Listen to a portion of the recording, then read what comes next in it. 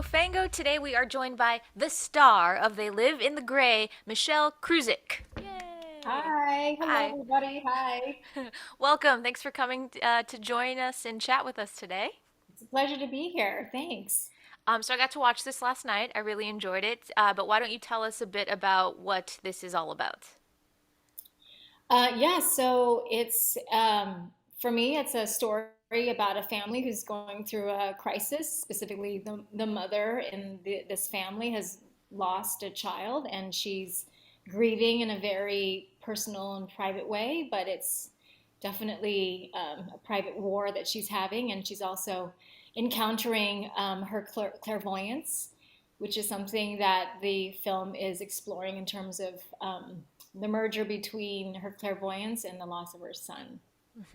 Which one of those things is already a lot to deal with, right? And then you combine them and it's just like too much. Yeah.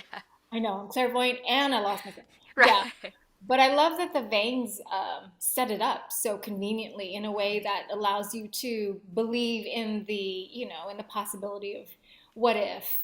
And Right. I think it's a great what if. It is a very solid what if for sure. So this is really emotional.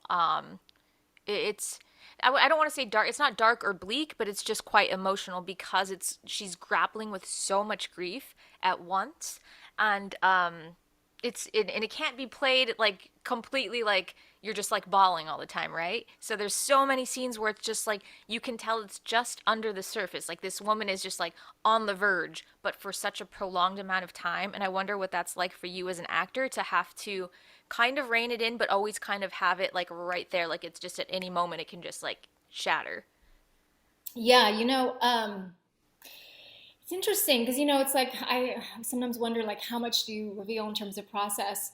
But I think there was this opportunity for me as an actor was that I could get to feel a lot of things that I don't get to show, Hmm. both as an actor and just as an API. And for me, being Asian in this part, it wasn't like, the movie's not about Asian identity, Hmm. but what I was able to tap into was a kind of grief and rage of not being able to express oneself. Hmm. And I think that is where I was able to find the sweet spot of performing and also working out some interesting things that I get to experience as an API that this role allowed me to do. So it was emotional for sure, but there was an underlying anger in it that I was Hmm. able to kind of bring that into Claire's experience.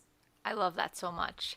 So speaking about being an API in this role, it's written and directed by the Vang brothers, and I thought it was really cool. There's a quote from them talking about how basically most Asian-led horror films are foreign films, which is true. And they were really proud to tell this as an Asian American horror story, which is different. Was that something that appealed to you about the project and something that's important to you as well? Oh yeah, absolutely. I mean, it's we're in a very interesting part of the social climate and where representation is now a part of our conversation. And I have been on the other side of it for so long. I'm a little dubious, but I do think there's been some solid ground that's made. And this film is an example of it. But I think when the Vangs were trying to get this film made, they were still in the climate of trying to prove to someone that you could have an Asian lead in a genre film, Hmm. and it's not going to be nichey. And I Right. think that they went through their own experience of having to fight for that. And I came from that generation. I think there's probably a new generation of filmmakers that are like, what are you talking about? I can get my projects made. And I was like, well, that used to not be the case. Right. Yeah. So I think this film is kind of transitional in that Hmm. way because it was made, quite a couple of years before the pandemic, Hmm. and even then we were still in this place of like, where do we fall in terms of having opportunity? Right. And so this film, I've lost track of your question now because I get so passionate talking No, about I this. love that. You're still answering it. You're on the right track still. Yeah, but the fact that they had to fight to keep their vision and Mhm. that they had to basically find their own financing as a result so that they could preserve the vision of the film, which was to Mhm. keep it API. I think that was what moved me, that they were willing to, continue to fight for that. Right. it's just important, and I think it matters when you see that on the screen. And you touched upon it before. It's not centered on like Asian folklore or anything like that. Like it's not specifically an Asian story. It just so happens that our protagonist is Asian and has an Asian family, and I think that's kind of it's a different kind of representation to show like I mean I know what it feels like to see myself represented on screen. And yeah, it's great to see like this is specifically from my culture and a story being told from my culture and my experience. But then there's a difference when it's like it just so happens to be a character that looks like me and a story that I enjoy in my favorite genre. It's a different kind of representation. I just think it's really cool that this is like the direction that we're moving in now, you know? Yeah, yeah, because hope I mean the only superhero my kid actually knows, my son, is Shang-Chi, which is an Asian superhero, Hmm. So for me, that the idea that he's starting on that, the already starting at that median, that for me is a sign of change. Um, and yeah, this wasn't a film where we wouldn't go into it talking about Asian identity, Right. but because they are who they are and they also come from the Hmong community and I've been fighting the API experience in terms of visibility. Uh, it was a shared experience that was brought to the story, regardless of whether we talked about it or not. Exactly. And Yeah. it's represented in a positive way. That's another thing. When you see representation and it just so happens to be like in your favorite genre and like just characters that anybody could relate to, but they happen to be of your culture or look like you, but they're successful and they have good jobs, they have a good family. Like all of that is super important as well as far as like the narrative goes for representation. Yeah, yeah, and the irony is I'm usually the one who's asked to come in to be the Ellen Rowe character. I'm usually the one that comes in with the villainous intention, or I'm often given the bag in terms of I'm bringing in the villainy, Hmm. and in this case, it gets you get to see what happens when I have to deal with the conflict, and I love Right. that because that's actually a pretty new thing, where Yeah. we get to be the protagonists. Was it fun for you to be the good guy in this one? Yeah, right. Um, Yeah, I really was able to perform with so much permission, and I think one of the things I experience when there are API filmmakers who are the leads, I get a I get a chance to feel very I get the safety of knowing that if I fail, I can try again. Whereas sometimes there's opportunities and you feel like you kind of have to do it in like a few takes or, you're shot at it. And of course, this is purely my perception, that's been influenced by my Hmm. experience.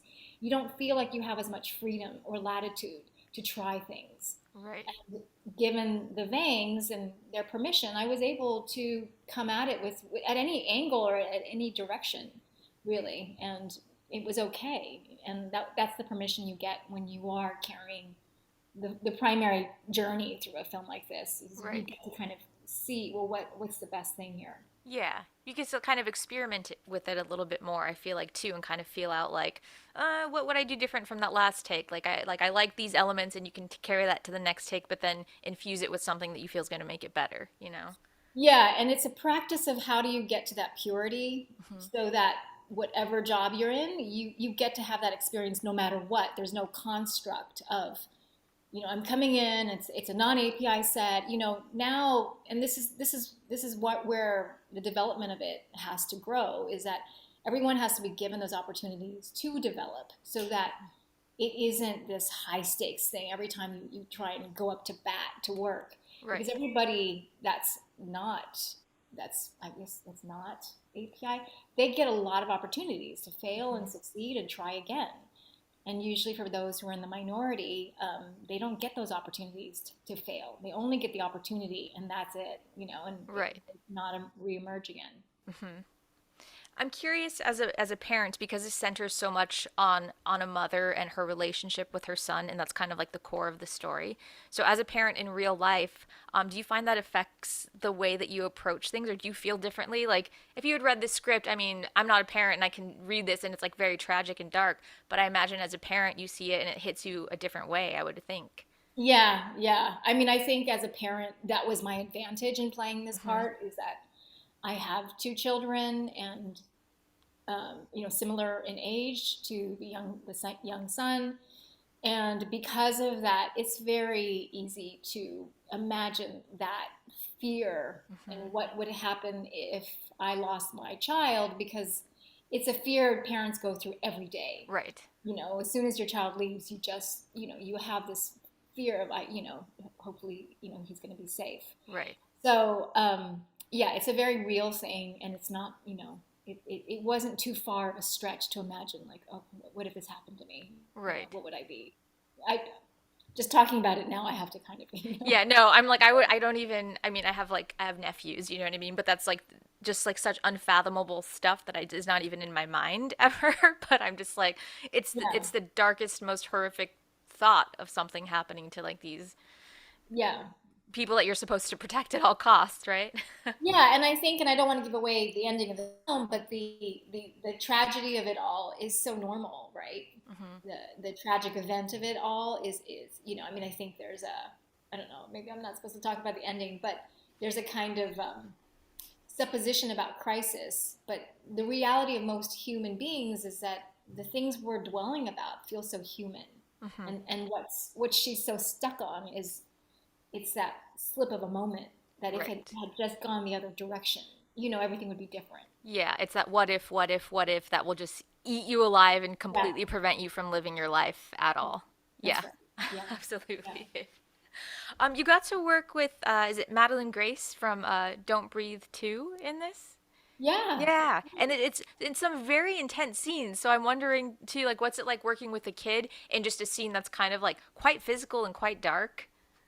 Yeah, the she's great. I mean, child actors, or actors who are children, it's a tough thing to put them onto a set because it's not, it's a very, it can be very challenging, and you want to protect them so that that they are comfortable, and that a lot of them, they just want to come in and do a good job, and you want them to feel safe, and in a way that they can be creative. So for me, that parenting desire took over, which is good. That's the Mhm. relationship she needs to have with Madeline. So I think, for this case, it was good to be able to, you know, try and keep her safe, and keep her protected. And, a lot of that didn't require much acting.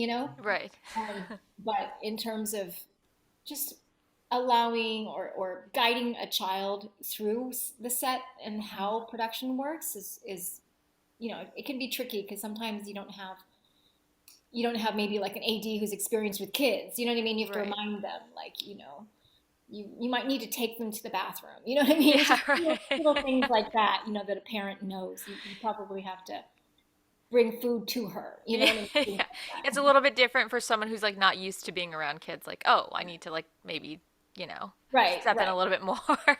Yeah, yeah. For me, Yeah. I'd be like, bring a jacket, bring things to, but she had an on-site teacher, so. Yeah, okay, nice. What was your favorite part about this experience as a whole, would you say? Working with the Vangs was Hmm. great. Being a part of their experience, because they're so artistic and they're so talented, and I feel like they really have a sense of what their voice is. Hmm. So being able to be part of their filmography, that's a point of pride, Yeah. and I know they're going to keep continuing in their path. Um, Playing a lead in any part is always, that's an actor's dream come true, Hmm. is to carry a film and to have the primary journey be something that you get to embody. That's always, something that you are very proud to have. Right. And it's been since Saving Face, which was my last role where I got to play the lead, so it's been a good 15 years. Hmm. So I'm really grateful for that opportunity, and to be able to come out of it on this side, and to be reading. I don't really read reviews, but someone sent me something. Um, then I figured it was okay to read. Yeah. But to be able to then also say on top of that, oh, good, the work showed up, I showed up, and people are responding. So Right. that's a good feeling. That's awesome. I love that. That makes me really happy. Yeah, me too. Because you could also not be the lead again, or you can be the lead every 10, 15 years, and it can be not received well. Exactly. Yeah. Right. That's always like the scary part, I would imagine. Yeah. But no, this is great, and I think people are really going to enjoy it. Um, I had something to ask you and I forgot. One of the things I do want to ask you though is it takes place in Fresno. Is there a reason, or do the Vangs have ties to Fresno, or is that just Yeah, okay? I think for them, I think Fresno. I remember talking about it way back when we first shot, but they specifically didn't have a reason for why it was Fresno. Yeah. Okay. I'm intrigued. But I have like family in Fresno, so I was and then I saw it. I was like, that's so random that it's in Fresno. Fresno, yeah, yeah. They had a justification for that. Okay. Did you guys shoot in Fresno? No, we didn't. We did not. Okay. Okay. I mean, Yeah, yes, it was entirely takes place in Fresno, shot in Fresno. Authentic movie Fresno. fantasy. Movie magic. Movie That's magic. All right. right. All right. Well, do you have anything else you'd like to share with us before we go? No, but you know what was funny is someone asked me if I have had any supernatural experiences, and I've been telling most people no. But then I recently remembered that I think the house that we shot in was haunted. Really? Yes, and I remember I had taken a picture of something, and I showed it to my husband because this house was really spooky. And I showed him something, and in the photo, there was something in the photo that wasn't there when I took the photo. Oh. And I freaked out and I went into the Vangs and I said, "You guys, I think this," and I showed them the picture and they went, "Oh, no, no, this house is haunted. This house is Oh definitely." my God. And I totally forgot that. So I think what's so fun is you'll get to see the film in a house that genuinely was so creepy. Yes. Did you get like weird vibes when you were in I there and got, all too? yeah, yeah. Yeah. Oh my Didn't, gosh. yeah, didn't want to be there alone.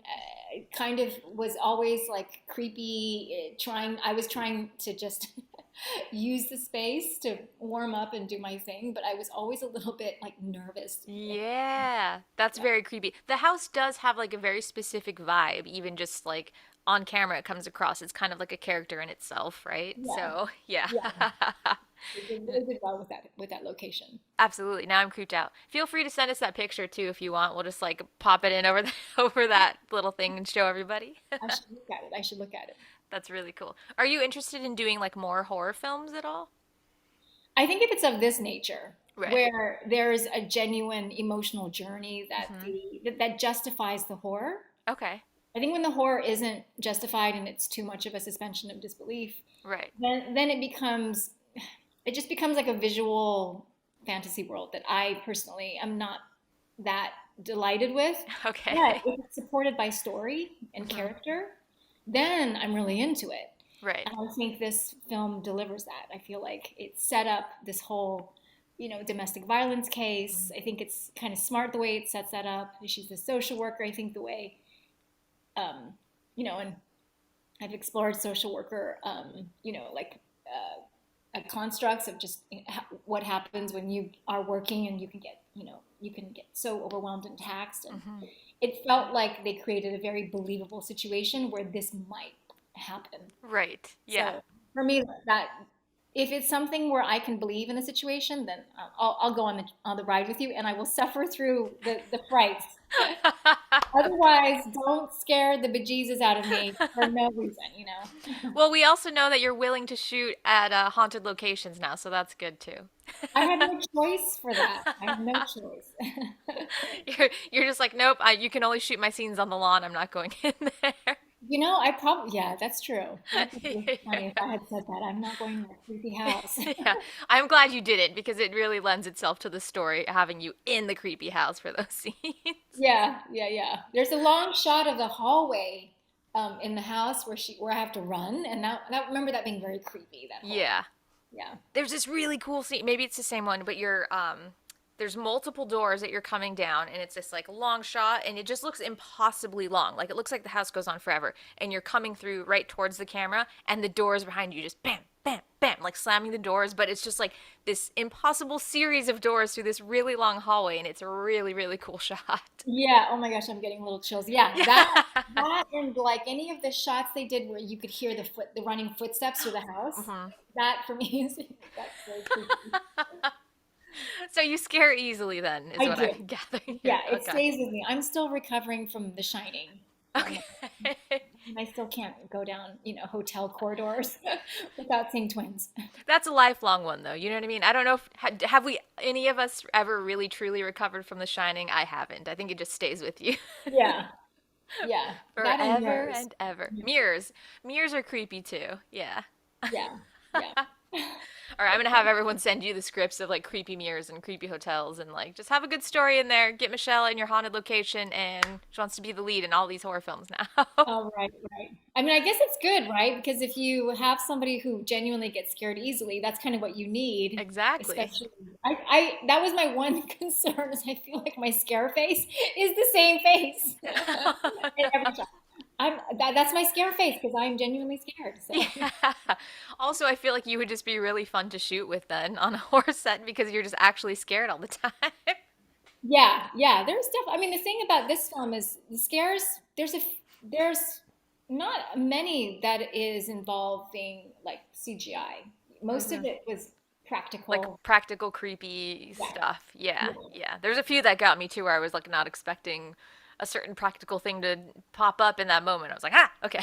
yeah, yeah, yeah. There's quite a few in this, and there's a few where you like we knew we had to go. They had to go and do something visual Hmm. later, but for the most part of it, I felt like most of the scares happen in that present Yeah, place. which I always appreciate. I'm a fan of practical effects. It just feels more tangible too in the moment. It probably is useful to you as an actor as well to like get to see some of the gore or whatever the effect is rather than being like, let me imagine that there's a piece of a missing head or something, you know, like Yes, yes, yeah, yeah. Most of is that like that hospital sequence was Mhm. creepy. Yeah, that was creepy too. And then it's also this thing of without giving anything away, being torn of it's like am I scared or am I also like I have empathy for this person, but it's also scary, but I don't know if I should be fully scared of you and there's just this balance happening. Yeah, I think that's what the film does very well. Is Hmm. it kind of questions: is it just scary, or is there more to it than that? And I think that's what's so great about it. Absolutely. And I will say nothing more about that. All right. Thank you so much. This is going to be streaming on Shudder if they live in the gray. Make sure you guys check it out. And Michelle, thank you so much for joining us today.